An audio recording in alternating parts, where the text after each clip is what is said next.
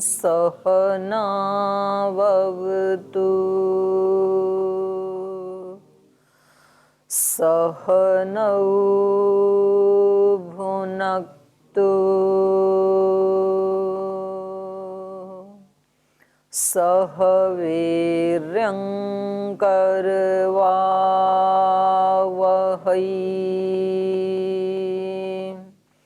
तेजस्विनावधीतमस्तु मा विद्विषावहै।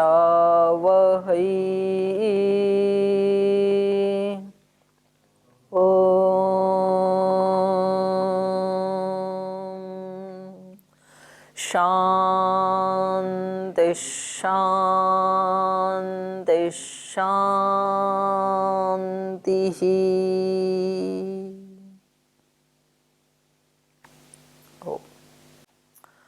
न्याय दर्शन के चतुर्थ अध्याय का द्वितीय आह्निक हम पढ़ रहे हैं और यहाँ एक प्रसंग कल चला जो केवल बुद्धिवाद को जो मानते हैं, पदार्थों को, सब संसार को जो अनित्य मानते हैं, बौद्ध मत कह सकते हैं उसको। तो इन्होंने कल बताया कि भाई यदि इदम भवान बुद्धिराश्रित्य बुद्धि विषयः सन्ति इति मन्यते मिथ्या बुद्धय एताः।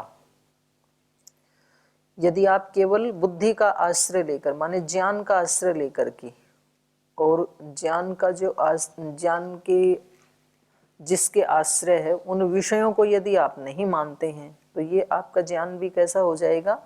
मिथ्या ज्ञान माना जाएगा। और यदि ही तत्व बुद्धयः स्युः, यदि आपके विचार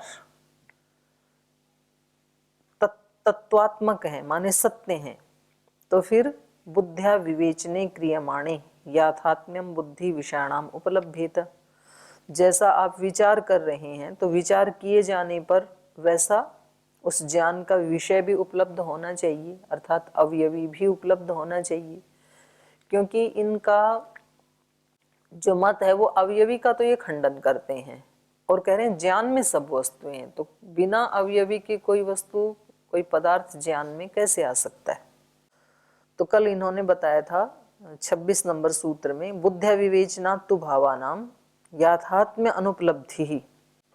भावानाम बुद्ध्या विवेचनात् तु, जो सत्तात्मक अवयवी है उसका विचार किए जाने पर याथात्म्य अनुपलब्धि ही, यथार्थ में वो मिलता नहीं है। जैसे इन्होंने उदाहरण दिया, तंतु अपकर्षणे पट सद्भाव अनुपलब्धिवत। क्योंकि अवयवी को जो नहीं मानता, केवल अवयवों को ही मानता है, तो जैसे कि पट संज्ञा एक तंतुओं के संयोग का नाम है और उनमें से एक एक तंतु को आप हटाते जाइए, उसका अपकर्षण करते जाइए, तो फिर पट संज्ञा जो है उसका सद्भाव की तो अनुपलब्धि होगी। पट मिलेगा कहाँ? पट कहाँ मिलेगा? तंतुओं के संयोग में मिलेगा ना पट तो, और वो हमने हटा दिया, एक एक तंतु को बिखेर दिया ऐसे, तो अब पट संज्ञा का क्या हो गया? अभाव, अनुपलब्धि। पट विषय मिलेगा ही नहीं। तो कहा पट सद्भाव अनुपलब्धिवत। जिस पट का आप प्रयोग कर रहे हैं, जिसको आप सत्तात्मक भाव मान रहे हैं, उसकी अनुपलब्धि के समान तद अनुपलब्धि। लोक में सभी अवयवियों की अनुपलब्धि होने से लोक व्यवहार नहीं चलेगा। और दूसरा हेतु दिया, व्याहतत्वात् अहेतु, परस्पर विरोध भी है। क्योंकि कोई वस्तु जब स्थूल रूप में होती है, अवयवी के रूप में, तो विवेचन किया जाता है, विचार में आती है वो, और विचार में जो आती है तो वो यथार्थ में भी मिलनी चाहिए। तो ये तो आपस में दोनों, माने बुद्धि से विचार करना और पदार्थ का न होना, ये तो आपस में विरोधी बात होगी ना। क्योंकि ये अवयवी को मान नहीं रहे, ये कह रहे कोई भी पदार्थ है ही नहीं, तो है नहीं तो वो विचार में कहाँ से आएगा फिर। तो दोनों का व्याहतत्व है। तीसरा कह रहे हैं, तदाश्रयत्वात् अपृथक ग्रहणम। क्योंकि अवयवी हमेशा अवयव के आश्रय ही रहता है, तो उसको उससे अलग किया ही नहीं जा सकता। जिसको आप कह रहे हो अवयव, वो तो अतीन्द्रिय का विषय है, वो तो इंद्रिय का विषय है नहीं। तो कहा बुद्ध्या विवेचनात् तु भावानां पृथक ग्रहणम भवति। इनका क्या कहना है कि केवल बुद्धि के विवेचन से या विचार से भाव जो है वो उससे अलग उनका ग्रहण होता है। तो कहा अतीन्द्रियेषु अणुषु यदिन्द्रियेण गृह्यते तद एतया बुद्ध्या विविच्यमानम अन्यत इति। जो अणु हैं, परमाणु हैं, वो तो अतीन्द्रियेषु अणुषु, वो तो अतीन्द्रिय हैं। और उन अणुओं में यद इंद्रियेण गृह्यते, जो हमें इंद्रियों से गृहीत होता है, वो क्या है? तद एतया बुद्ध्या विविच्यमानम अन्यत इति। जो इंद्रियों से गृहीत होता है और जिसका ये बुद्धि विवेचन करती है, वो उन परमाणुओं से अन्यत है। वो परमाणु नहीं है, क्योंकि परमाणु तो गृहीत ही नहीं होते ना। तो जो इंद्रियों से गृहीत ही नहीं हुआ, बुद्धि उसका विवेचन कैसे करेगी? तो वो अन्यत कौन है? अवयवी। तो अवयवी को आपको मानना ही पड़ेगा। ठीक है, यहां तक हो गया। आगे चलूं। प्रमाणतश्च अर्थ प्रतिपत्ते है। अगला हेतु दे रहे हैं कि प्रमाण से भी अर्थ की प्रतिपत्ति होती है। प्रमाणतश्च, प्रमाणों से, प्रत्यक्ष प्रमाण से दिखते हैं ना अवयवी, तो प्रमाणतश्च अर्थ प्रतिपत्ते है। प्रमाण से भी पदार्थों की प्रतिपत्ति होने से, उपपत्ति होने से, बुद्ध्या विवेचनात् भावानाम याथात्म्य उपलब्धि ही, बुद्धि से जिसका विवेचन किया जाता है, विचार किया जाता है, उनकी यथार्थ स्वरूप की उपलब्धि भी होती है। यदस्ति यथा च यत्र अस्ति यथा च तत्सर्वं प्रमाणतः उपलब्ध्या सिद्ध्यति। यदस्ति, जो भी है, और यथा च, जैसा भी है। जो भी कोई द्रव्य है या पदार्थ है और वो जैसा भी है, और यत्र अस्ति, जहाँ कहीं भी है, या यत्र नास्ति ये भी कह सकते हैं, जो कहीं नहीं है। तो यथा च, और जो जैसा भी है, तत्सर्वम, ये सब क्या है? प्रमाणतः उपलब्ध्या सिद्ध्यति। प्रमाण के द्वारा उसकी उपलब्धि की सिद्धि होती है। कोई वस्तु कैसी है, कहाँ है या नहीं है, जिस भी रूप में है, इसकी सिद्धि कैसे होती है?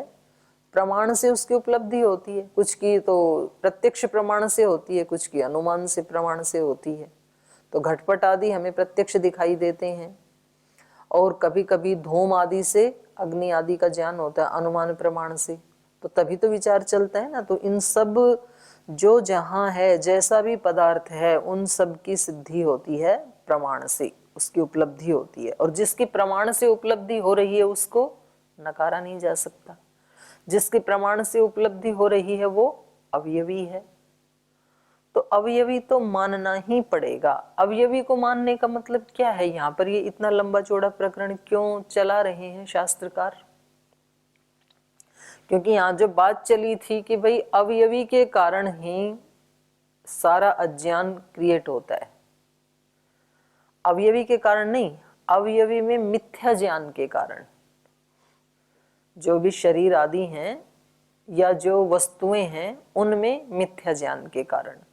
जैसे हमने अवयवी को, मोबाइल को, कपड़े को, जेवर को, ये सब अवयवी है ना, उसको सुख का कारण मान लिया। तो ये सब क्या है? मिथ्या ज्ञान। क्यों? क्योंकि जिसमें सुख है नहीं वो सुख दे नहीं सकता है। तो सुख और दुख दोनों है ही नहीं जड़ में, उसका धर्म ही नहीं है ना सुख दुख। तो ये तो सारी जड़ चीजें हैं, चाहे मोबाइल है, गाड़ी है, मकान है, ज्वेलरी है, वस्त्र है। तो इन सब में मिथ्या ज्ञान के कारण हमें सुख या दुख होता है। या तो हम उनको सुख का कारण मानते हैं, प्राप्ति हो तो सुख का कारण, और अप्राप्ति हो तो दुख का कारण। हम सुख की अनुभूति होती है ना हमें कि भाई मेरे पास ये चीज आई तो मुझे सुख हो जाएगा, या वो चीज मेरे से बिछुड़ गई तो दुख हो जाएगा। तो ये दोनों ही मिथ्या ज्ञान है, क्योंकि ना उसमें दुख है और ना उसमें सुख है। अगर उसमें सुख दुख होता तो सब लोगों को एक ही जैसी अनुभूति होनी चाहिए थी, लेकिन एक जैसी अनुभूति तो नहीं होती है।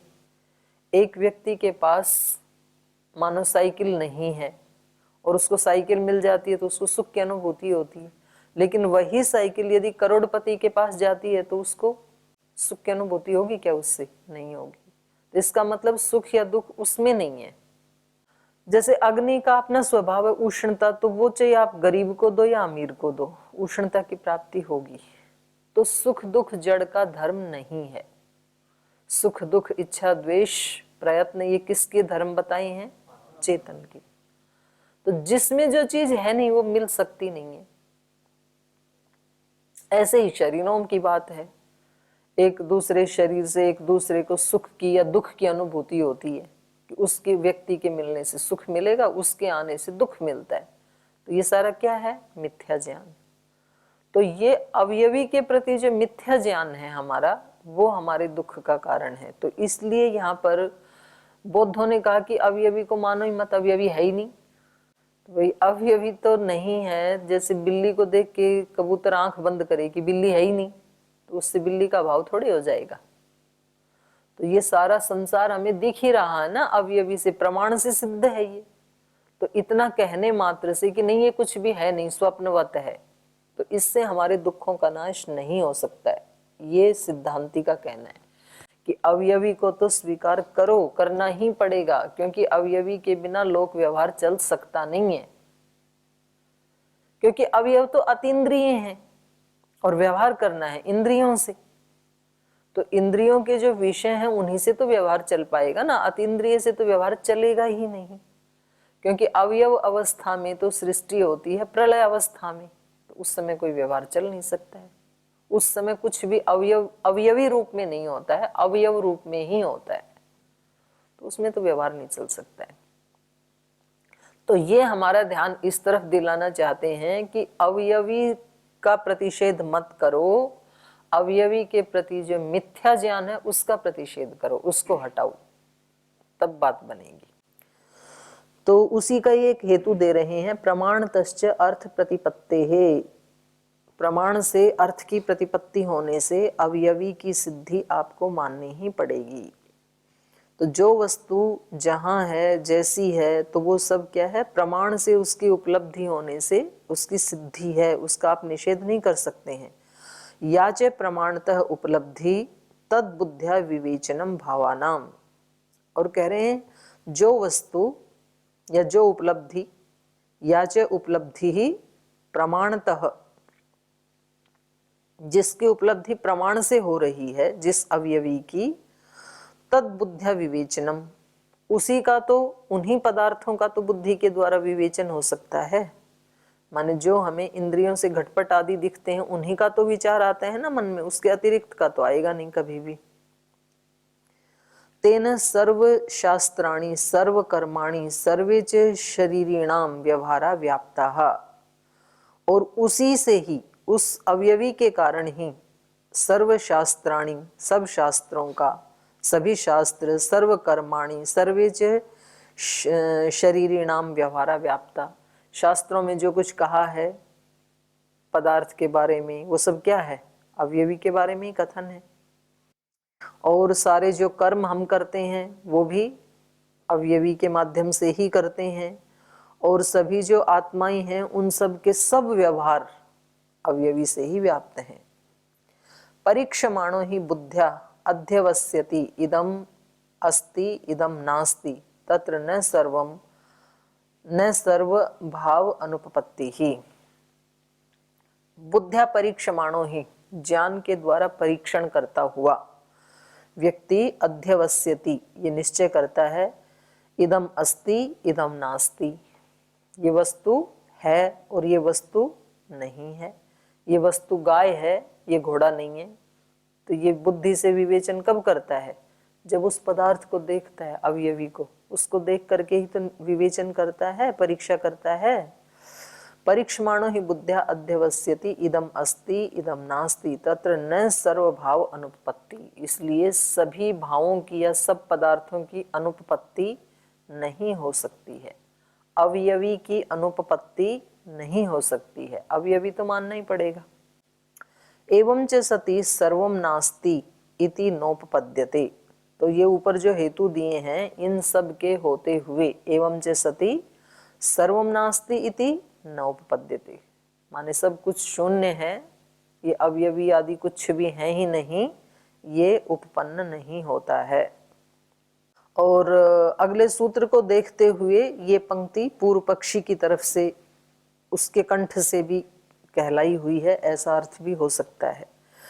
यहाँ पर पूर्व पक्षी कह रहा है एवं च सती, ये जो आपने हेतु दिए हैं, इन हेतुओं के होने पर भी सर्वम नास्ति इति नोपपद्यते, सब कुछ नहीं है ऐसा उपपन्न नहीं होता। नहीं, ये सिद्धांति की है, पूर्व पक्षी की नहीं है। पूर्व पक्षी नहीं, सिद्धांति ही कह रहा है कि इन प्रमाणों के होते हुए सर्वम नास्ति इति न उपपद्यते, अर्थात सब अवयवी नहीं है ऐसा नहीं है, बल्कि अवयवी तो हैं। कस्मात् प्रमाणानुपपत्ति उपपत्तिभ्याम, प्रमाण की अनुपपत्ति और प्रमाणों की उपपत्ति होने से, मतलब क्या है कि यदि प्रमाण की अनुपपत्ति है, आप कहोगे कि प्रमाण है ही नहीं, तो फिर जो आप कह रहे हो कि अवयवी नहीं है, ये भी क्या हो जाएगा, असिद्ध। जब प्रमाण नहीं है तो भी आपकी बात सिद्ध नहीं होगी। और उपपत्ति होने से, माने यदि प्रमाण है तो फिर कम से कम प्रमाण तो है ना, तो सर्वम नास्ति ये बात सिद्ध नहीं होगी। अगर एक वस्तु भी है, उसकी उपपत्ति हो जाती है, मानो प्रमाण की ही उपपत्ति हो जाती है, तो सर्वम नास्ति इति नोपपद्यते, ये उपपन्न नहीं हो पाएगा। तो इसी को खोल रहे हैं, प्रमाण अनुपपत्ति उपपत्तिभ्याम यदि सर्वम नास्ति इति प्रमाणम उपपद्यते, यदि ऐसा कोई प्रमाण मिल जाता है कि सर्वम नास्ति, कुछ भी नहीं है, ये सब अवयवी आदि नहीं है, यदि ये प्रमाण से उत्पन्न हो जाता है तो सर्वम नास्ति इति एतत् व्याहन्यते, तो सब कुछ नहीं है ये खंडित हो जाता है। क्यों? क्योंकि प्रमाण तो है ना, तो सर्वम नास्ति ये तो खंडित हो गया। अथ प्रमाणम नोपपद्यते, सर्वम नास्ति इस प्रतिज्ञा का कोई प्रमाण ही उपपन्न नहीं होता है, कोई प्रमाण ही नहीं मिलता है, तो फिर सर्वम नास्ति इति अस्य कथम सिद्धि, तो इसकी सिद्धि कैसे होगी? क्योंकि बिना प्रमाण के तो किसी प्रतिज्ञा की, बिना हेतु के, प्रमाण का मतलब हेतु, यहाँ पर उसकी सिद्धि हो नहीं सकती है। अथ प्रमाणम अंतरेण कथम सिद्धि, ये जो पूर्ण विराम है इसको काट लीजिए। सर्वम नास्ति इति अस्य कथम सिद्धि अथ प्रमाणम अंतरेण सिद्धि, तो ये काको ध्वनि से पूछा है, प्रश्नवाचक चिन्ह है ना, कि प्रमाण के बिना क्या इसकी सिद्धि हो सकती है इस प्रतिज्ञा की, अर्थात नहीं हो सकती है। सर्वम अस्ति इति अस्य कथम न सिद्धि, और सब कुछ है इसकी सिद्धि क्यों नहीं होगी, अर्थात इसकी सिद्धि हो ही जाएगी। प्रमाण मिलता है यदि तो भी सिद्धि हो जाएगी, और प्रमाण नहीं मिलता है यदि, इसका कोई प्रमाण नहीं है, पर इसका कोई प्रमाण नहीं है ये हो ही नहीं सकता है, क्योंकि चीजें प्रत्यक्ष हैं ही, तो ये वाली यहाँ पर नहीं बनेगी व्याप्ति। सर्वम अस्ति इति अस्य कथम न सिद्धि ही, तो हम आपसे पूछते हैं कि सर्वम अस्ति सब कुछ है, इसकी सिद्धि क्यों नहीं होगी? इसकी तो सिद्धि हो ही जाएगी। तो अब यदि पूर्व पक्षी पूछे इससे कि भी कैसे हो जाएगी इसकी सिद्धि, सब कुछ है, इसका क्या हेतु है आपके पास? कथम सर्वम अस्ति इति अस्य सिद्धि, आपके मत की सिद्धि कैसे हो रही है? स्वप्न विषय अभिमानवत अयम प्रमाण प्रमेय अभिमानः माया गंधर्व नगर मृग तृष्णिकावत्वा। पूर्व पक्षी कह रहा है कि ये क्या आपने प्रमाण प्रमेय की रट लगा रखी है? स्वप्न विषय अभिमानवत अयम प्रमाण प्रमेय अभिमान है, ये जो प्रमाण प्रमेय का आपका मिथ्या अभिमान है, ये क्या है? स्वप्न विषय के अभिमान के समान है, स्वप्न विषय के भ्रम की तरह। जैसे स्वप्न में जो विषय दिखाई देते हैं वो क्या है? हमारा भ्रम है, केवल होता थोड़ा ही है। स्वप्न में किसी को नदी दिख जाए तो नदी होती थोड़ी अंदर, क्या है? भ्रम, अभिमान है वो केवल। तो ये जो आप प्रमाण प्रमेय प्रमाण से चीजें मिल रही हैं, ये प्रमेय हैं, इनके ये प्रत्यक्ष प्रमाण अनुमान आदि प्रमाण हैं, ये सब क्या हैं? आपके स्वप्न विषय जैसे वाले हैं, भ्रम है। स्वप्न विषय अभिमानवत अयम प्रमाण प्रमेय अभिमान है। कैसे? तो उसके उदाहरण दे दिए, माया गंधर्व नगर मृग तृष्णिका वत्वा, माया के समान, गंधर्व नगर के समान और मृग तृष्णिका के समान। माया जैसे ये जादूगर आदि दिखाते हैं ना, उसको माया कहते हैं।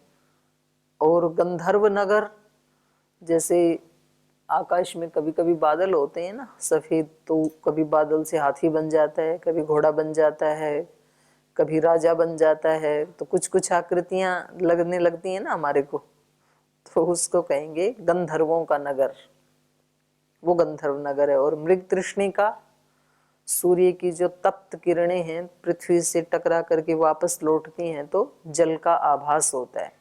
तो ये तीनों ही चीजें वास्तव में होती नहीं हैं, इनका अभिमान होता है केवल। तो ऐसे ही पूर्व पक्षी कह रहा है कि संसार में ये अवयवी, ये शरीर आदि या ये पर्वत वृक्ष आदि होते नहीं हैं, इनका आपको भ्रम हो रहा है। तो ना आपके पास, ना आपका प्रमाण सच्चा है और ना आपके प्रमेय सच्चे हैं, ये कह रहे हैं। यथा स्वप्ने न विषया संति अथच अभिमानो भवति, जैसे कि स्वप्न में विषय होते नहीं हैं लेकिन उन विषयों का भ्रम होता है, अभिमान होता है। एवं न प्रमाणानि प्रमेयानि च सन्ति, तो ऐसे ही संसार में ये प्रमाण और प्रमेय होते नहीं हैं। अथच प्रमाण प्रमेय अभिमानो भवति, बल्कि आप लोगों को, अवयवी को मानने वाले लोगों को इनका प्रमाण प्रमेय का भ्रम होता है। तो उसका उत्तर दे रहे हैं, हेतु अभावात् असिद्धि ही। बोले आप जो कह रहे हैं कि ये प्रमाण प्रमेय सब भ्रम है, इसमें कोई हेतु है आपके पास? हेतु तो कुछ भी नहीं है। तो हेतु के अभाव में आपका कथन असिद्ध है, ये ठीक नहीं है। स्वप्नांते विषय अभिमानवत प्रमाण प्रमेय अभिमानो न पुनः जागृतांतो विषयोपलब्धिवत इत्यत्र हेतु नास्ति। आप कह रहे हैं स्वप्नांते, स्वप्नांते माने स्वप्न के बीच में, स्वप्न में विषय अभिमानवत, विषयों का जैसे अभिमान होता है स्वप्न में, नींद में, ऐसे प्रमाण प्रमेय अभिमान, ऐसे ही प्रमाण और प्रमेय का भ्रम है, अभिमान है। न पुनः जागृतांते विषयों उपलब्धि, जागने पर वो विषय मिलते नहीं है ना। यदि सच में होते वो नींद में, तो नींद खुलने पर भी वहां पर दिखने चाहिए थे, वो होते तो है नहीं। तो कह रहे हैं उसी तरह से जागृतांते विषय उपलब्धिवत इत्यत्र हेतु नास्ति, जागृत विषय में जागने के बाद उनकी उपलब्धि होती है, आपके इस कथन में आपके पास कोई हेतु नहीं है। हेतु अभावात् असिद्धि, और हेतु का अभाव होने से आपके इस कथन की असिद्धि है।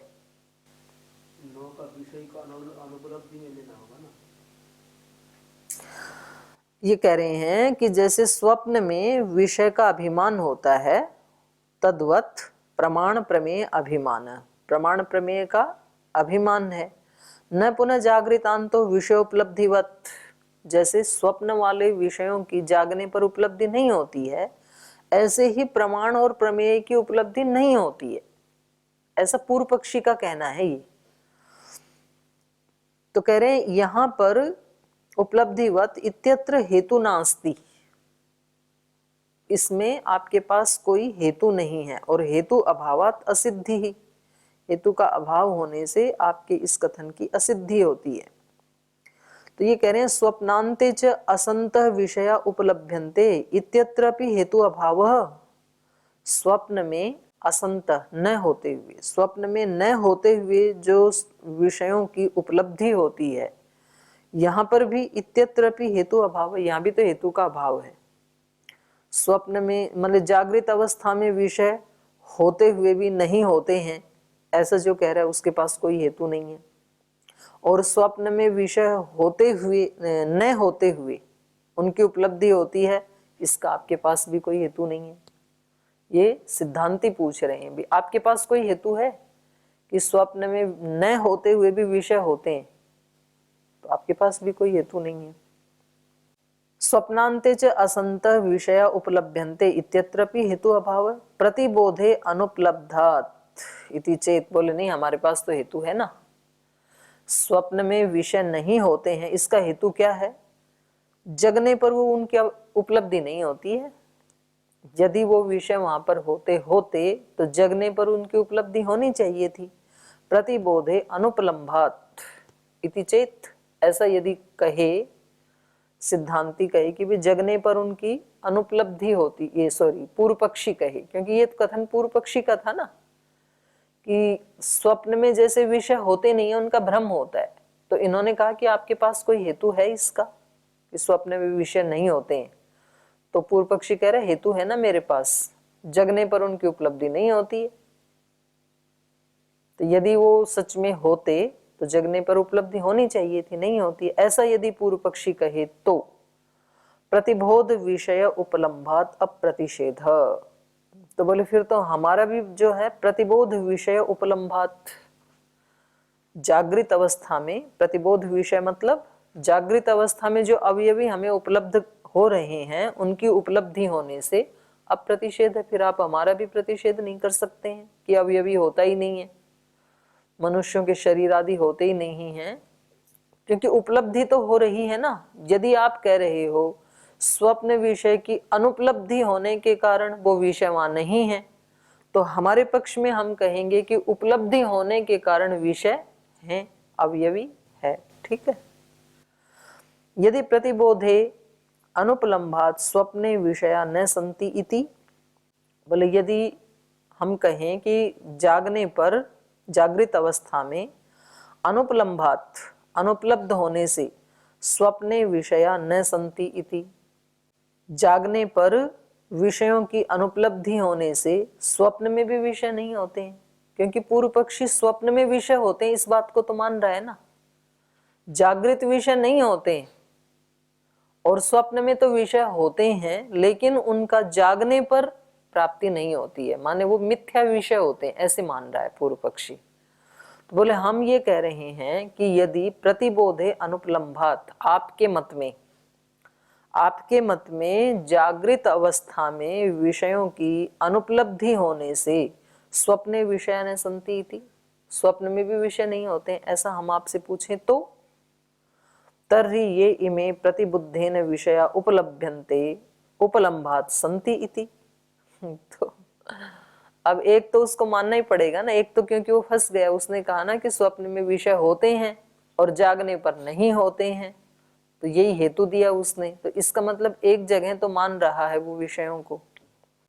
तर्हि ये इमे प्रतिबुद्धेन विषया उपलभ्यन्ते, तो ये जो जागने पर विषयों की उपलब्धि होती है, आप वालों की तो उपलब्धि होती नहीं है, पर जागृत अवस्था में हमें जिन विषयों की उपलब्धि होती है तो उपलम्भात संति इति, उपलब्धि होने से वो हैं।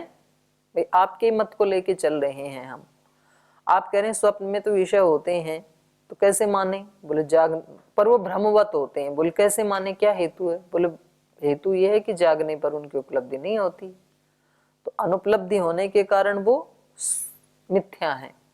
तो फिर हम आपको कहते हैं जागने पर हमारे वालों की तो उपलब्धि हो रही है, तो उपलब्धि होने से वो हैं, ऐसा आपको मानना पड़ेगा।